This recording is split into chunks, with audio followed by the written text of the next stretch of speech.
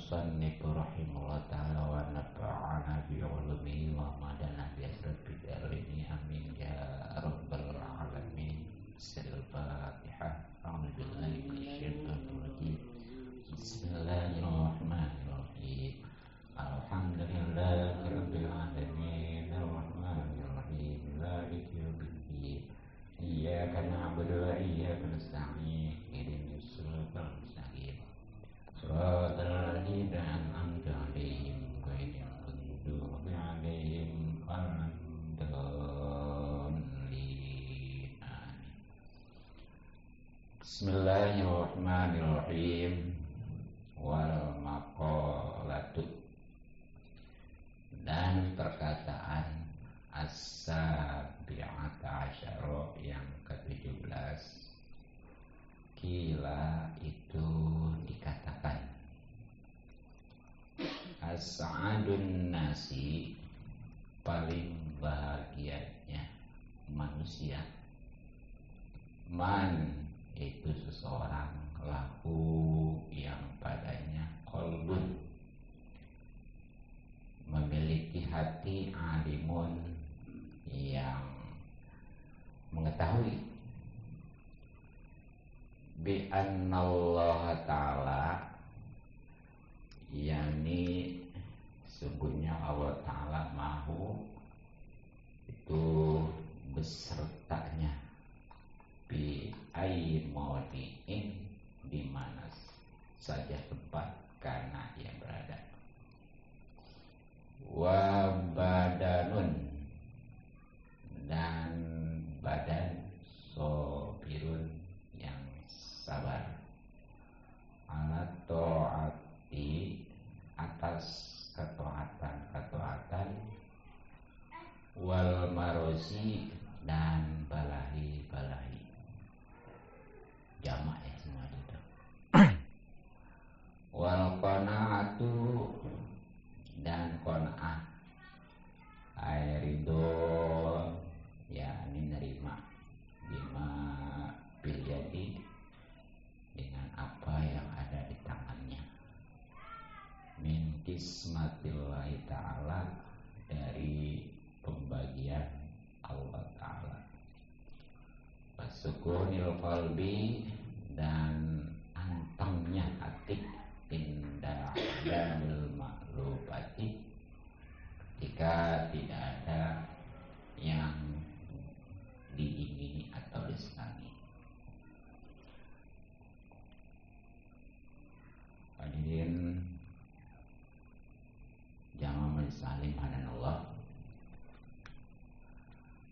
Jadi perkataan atau nasihat yang ke-17 ya, tentunya bab ketiga dalam kitab Nashihul Ibad, yang artinya nasihat-nasihat untuk para bos kita.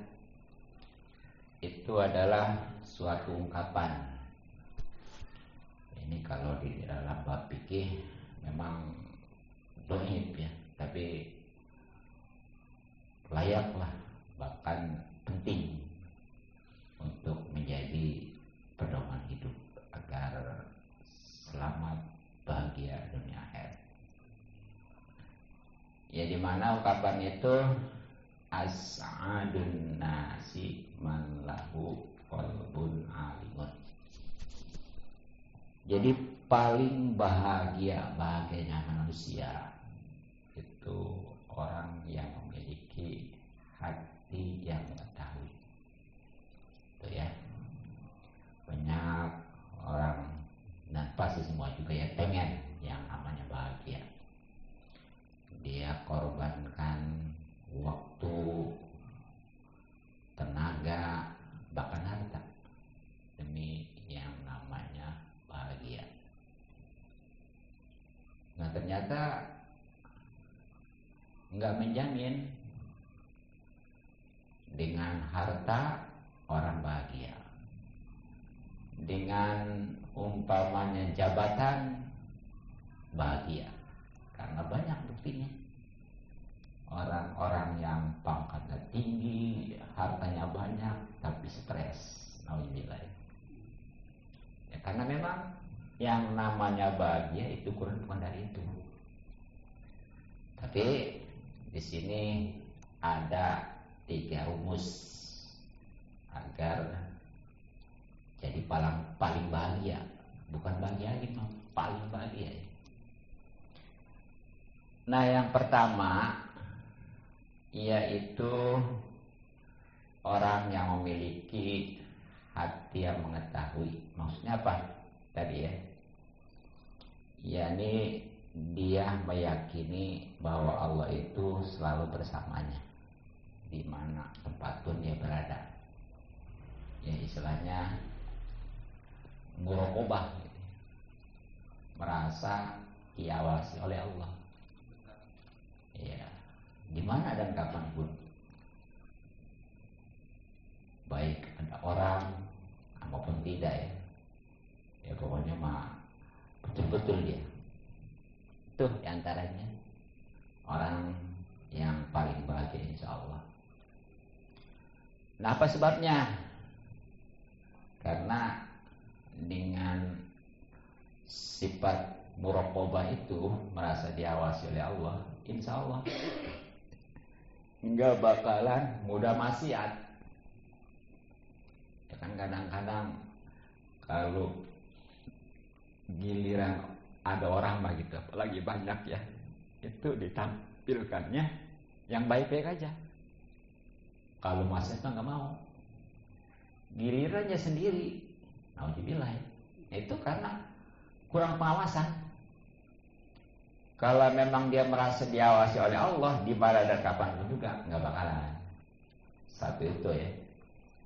Kemudian kedua, yang dengan muraqabah itu dia akan ikhlas dalam ibadah juga. Makanya orang yang muraqabah mah karena ikhlas ibadahnya nggak ada bedanya. Mau ada orang kek, mau kagak kek, standar aja. Ya bahkan mestinya mah mungkin nggak ada orang mungkin rajin, bukan malah sebaliknya. Yang giliran nggak ada orang mah semaunya, ya apanya juga gitu ya, baik gerakannya maupun bacaannya. Giliran ada orang mah, bukan aja gerakannya, bacaannya, tapi juga jumlahnya gitu ya. Itu. Ya, makanya dengan muraqabah insya Allah ya, makanya wajar kalau itu menjadi rumus kunci paling bahagia ya. Gitu. Itu yang pertama. Dan pastinya juga dengan muraqabah lebih jelas orang itu sudah merasa dekat kepada Allah ya. Dan memang ingatan Allah, perhatian Allah, pertolongan Allah itu berbanding lurus dengan ingatan hamba, pendekatan hamba kepada Allah. Dan itu bisa diraih dengan muraqabah itu. Dia merasa diawasi di mana dan kapan pun juga. Jadi selalu kontak gitu ya. Itu yang pertama. Yang kedua, wabadanun sabirun ala taati wal marzi.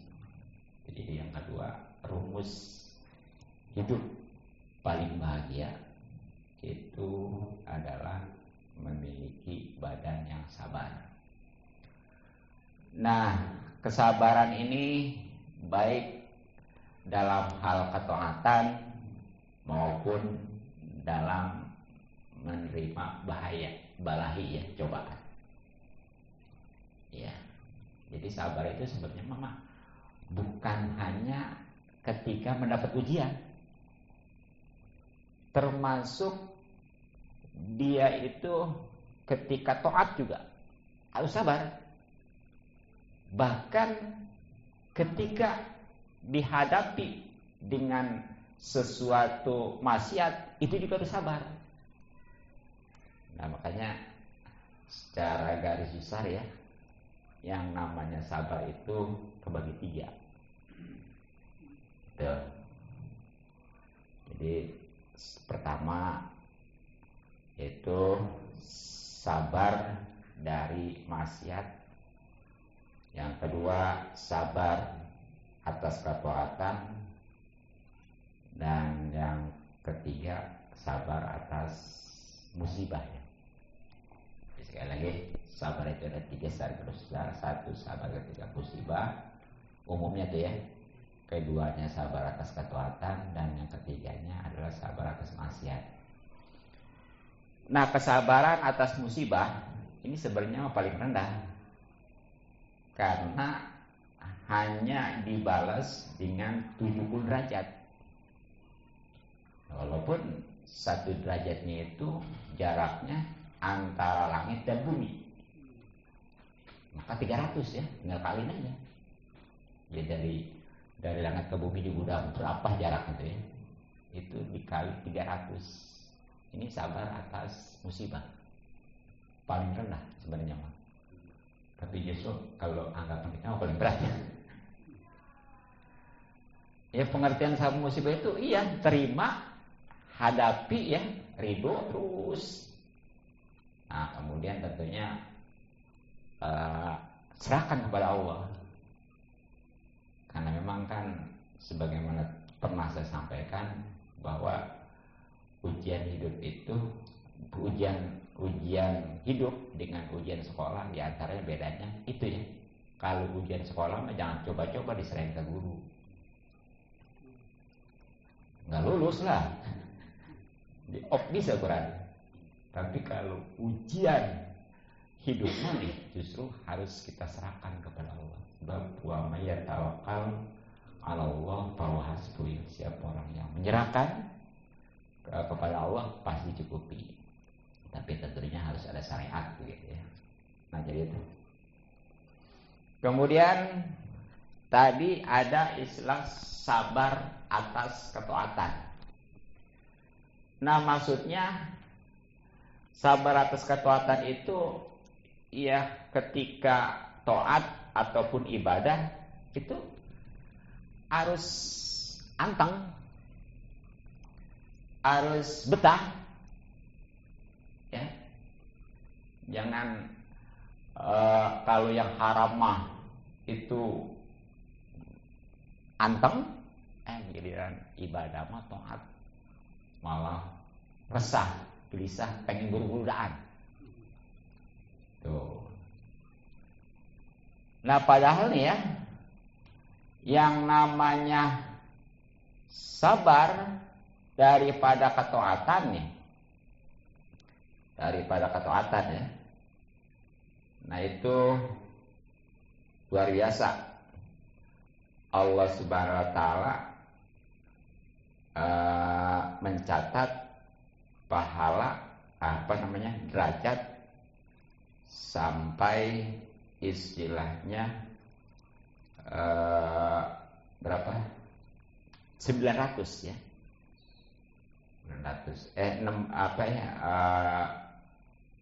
900 betul, paling tinggi itu ya. Paling tinggi. Sedangkan 1 derajatnya itu ya antara derajat seperti bintang-bintang di bumi sampai batasan aras tuh. 1 derajatnya. Kalau tadi mah hanya dari bumi ke langit. Nah, sementara yang ketiga tadi ada sabar dari maksiat ya. Iya. Nah, kalau sabar atas maksiat mah, nah ini balasannya hanya 600 tuh. Kalau sabar atas maksiat mah ya, terbalik. Kalau yang tadi tuh, kalau taat 600, kalau maksiat terus 900 ya, karena lebih berat lagi. Nah, cuma maksudnya sabar atas maksiatnya gimana? Jadi kalau dihadapkan suatu maksiat, jangan buru-buru itu. Itu namanya sabar tuh. Jangan tadi sekali lagi. Kalau giliran kemaksiatan mah buru-buru tuh ya dihadapkan. Begitu udah maksiat mah anteng. Justru kalau ibadah mah tadi taat. Begitu dihadapkan malas, nggak buru-buru gitu ya. Giliran udah ibadah, pengen buru-buru, udahan. Makanya wajar kalau seandainya sabar dari maksiat itu sulit paling besar ya.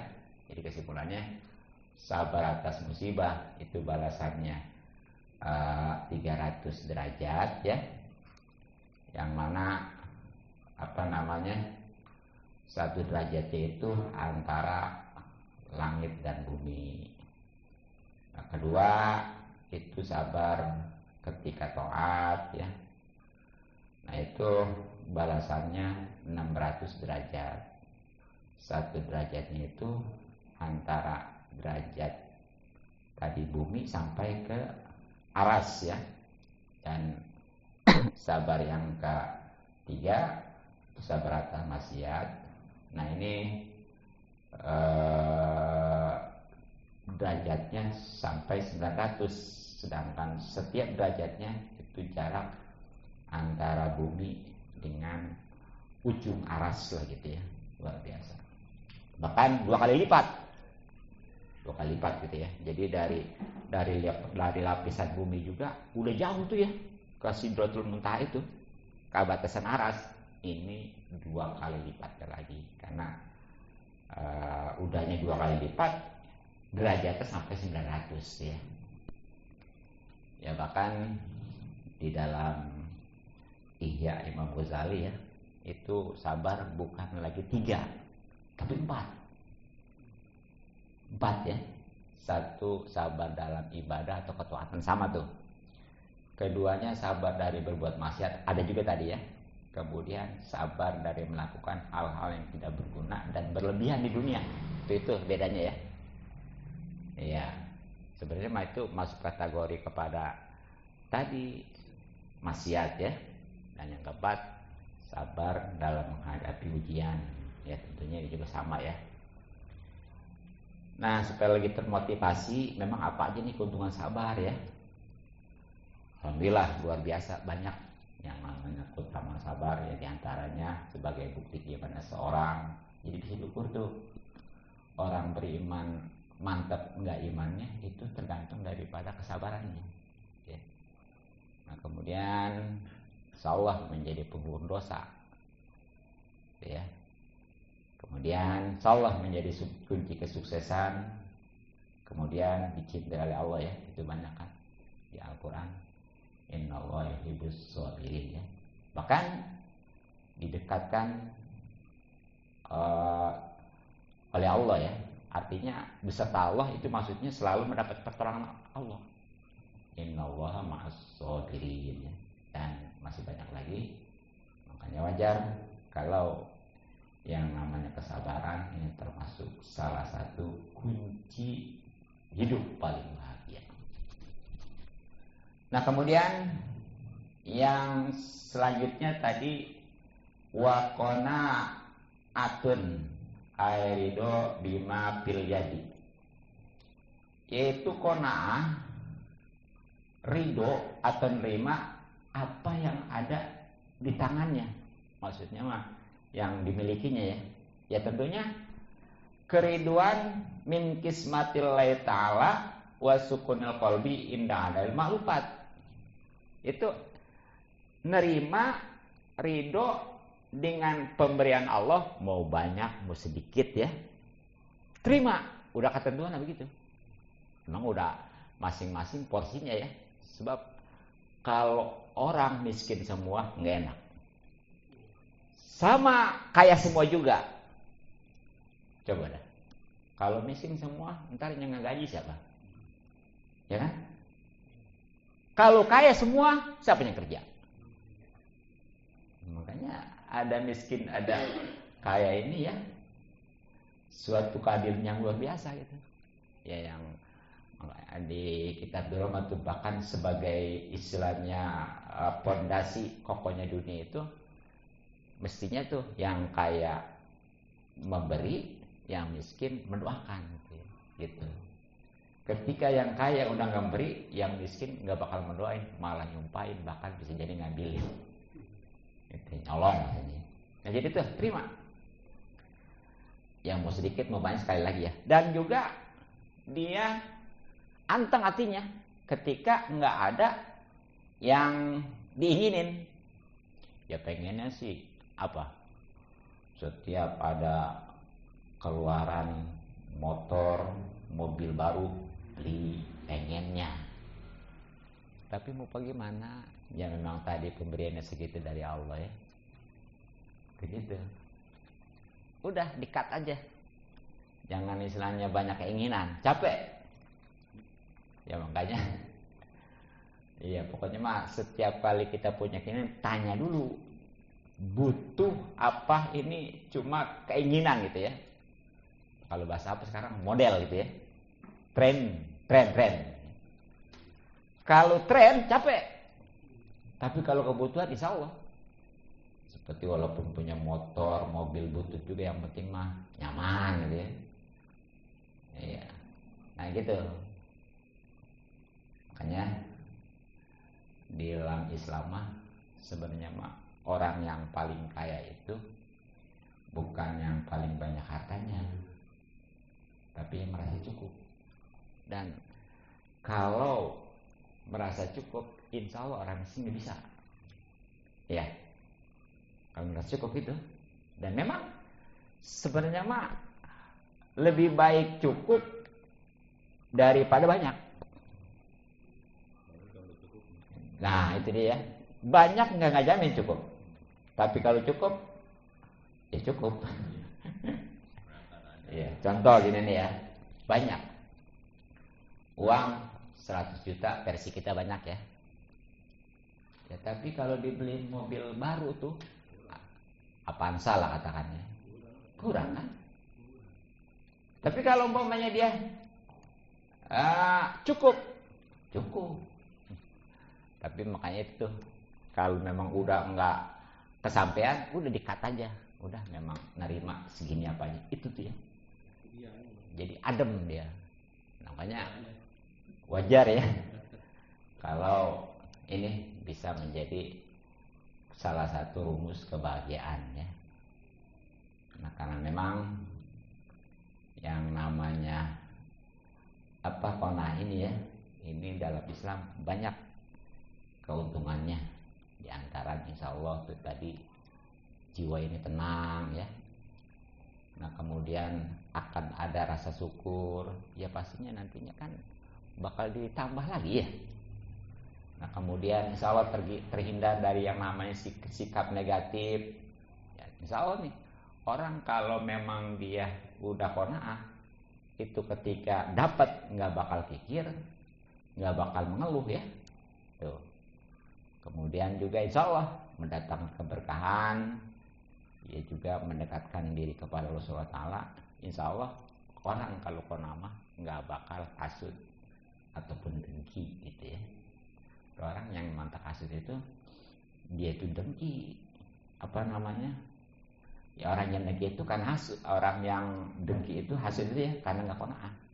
Nah terus gimana nih solusinya supaya kita qanaah ya? Ya tentunya tadi menerima apa adanya dari Allah, tuh. Kemudian syukurin ya, insya dan pokoknya setiap kali ada lintasan mau hasud ke orang lain, cut ya, nggak ada gunanya. Jadi kalau orang itu hasud kepada seorang nggak berubah. Kalau nih ya, si A hasud ke si B, ntar bisa berubah nih. Kan yang namanya hasud itu biasanya selepel ya. Kalau ya bangsa pedagang ya, itu si A umpamanya hasud ke si B, nggak bakalan itu. Sebab masing-masing nggak bakalan berubah gitu ya. Umpamanya tadinya si B ini yang kaya nih, yang maju usahanya. Kemudian si A ini karena nggak maju ya, itu hasud, nggak bakal berubah. Gitu. Yang udah bagian begitu ya. Dan cara ngobatin hasud itu jangan dijauhin, justru deketin. Kalau dijauhin makin jadi, itu bisa jadi makin pokoknya mah makin berat lagi ya kedengkiannya, hasudan itu. Mungkin itulah ya kesimpulan dari perkataan atau nasihat yang ke-17 dalam bab ketiga kitab Nasul Jibat, itu ungkapan bahwa paling bahagianya manusia yaitu satu, dia memiliki hati yang mengetahui, maksudnya dia merasa diawasi oleh Allah di mana dan kapan pun juga dengan pengertian qanaah. Yang kedua, dia itu memiliki badan yang sabar, artinya sabar baik ketika taat maupun ketika dihadapkan dengan ujian. Dan yang ketiganya adalah qanaah, menerima apa adanya. Wallahu a'lam bishawab.